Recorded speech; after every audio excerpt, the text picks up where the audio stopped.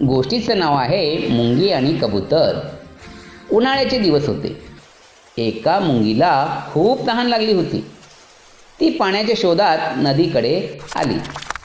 पाणी पिता पिता तिचा पाय घसरला.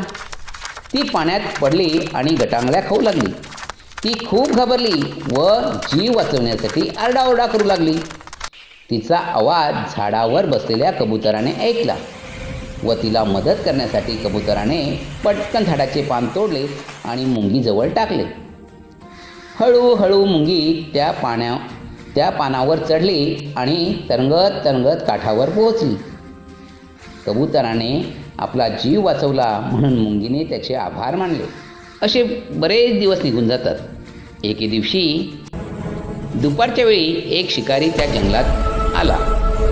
त्याने झाडावर बसलेल्या कबुतराला पाहिले.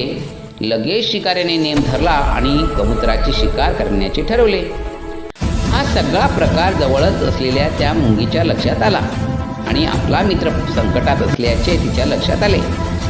ती क्षणाचाही विलंब न करता पुढे सरसावली व शिकाऱ्याच्या पायाला कडकडून चावली.